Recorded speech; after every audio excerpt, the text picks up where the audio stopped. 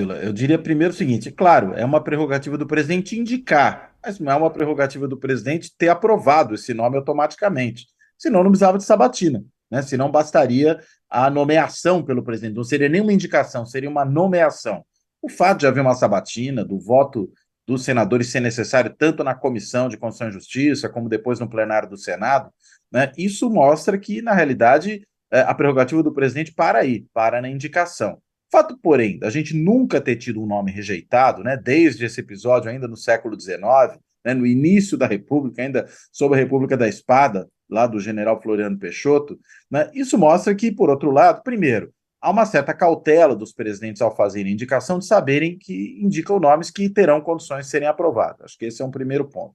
O segundo é que também não há interesse por parte dos senadores de criarem caso com um virtual ministro do Supremo Tribunal Federal, né? Evitam entrar nesse tipo de bola dividida, também não querem contrariar o presidente dentro disso, né? Dentro dessa prerrogativa da indicação e acabam transformando a indicação quase que numa nomeação, mas seria talvez o caso da própria sociedade escrutinar esses nomes com muito cuidado. Acho que no caso do Zanin, a gente está há tanto tempo discutindo o nome dele que esse escrutínio social já aconteceu, né? A gente tem meses aí em que se debate o nome do Zanin, o que seria favorável, o que seria desfavorável. É evidentemente uma escolha personalíssima do presidente, afinal de contas foi o seu advogado de defesa, né? E aí a gente tem, evidentemente, do ponto de vista dos princípios republicanos, um certo problema, né? Não é uma ilegalidade, mas é, do ponto de vista dos princípios, alguma coisa que deveria ser evitado o presidente indicar alguém com quem ele tem laços tão estreitos.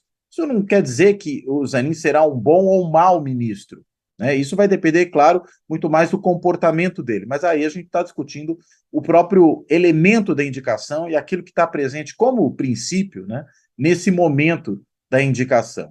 Acho que realmente, por tudo que tem sido noticiado esses dias, pelo périplo que o Zanin fez no Senado, só não falando, como você bem lembrou aí, com o Sérgio Moro, por razões evidentes, até vai ser interessante ver como é que será a arguição do Sérgio Moro em relação ao Zanin, como será a reação do Zanin a essa arguição durante o processo ali de sabatina dentro do Senado. Acho que esse vai ser um dos momentos mais interessantes desse processo, mas o fato é, ele realmente deve passar sem grande problema. Se ele será efetivamente um conservador ou não, a gente precisa ver também o seguinte: o quanto ele fez um discurso para agradar a sua clientela, né?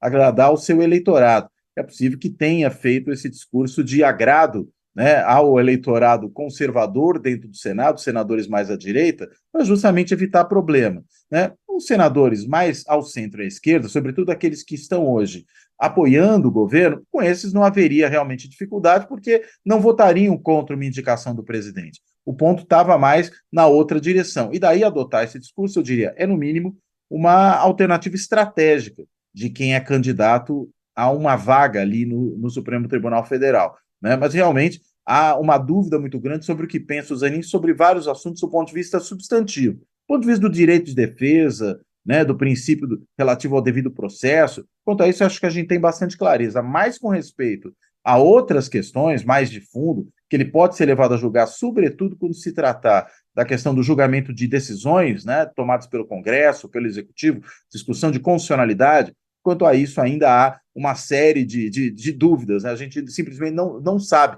porque até a atuação como advogado do Zanin era muito mais no âmbito do direito empresarial do que em questões constitucionais, né, de advogar junto ao Supremo nesse elemento, nessa pauta. Então, há realmente uma incógnita aí sobre que tipo de ministro, né, Zanin será daqui para diante, porque ser advogado de um presidente de esquerda não quer dizer que se seja um advogado de esquerda, né? São coisas bem diferentes.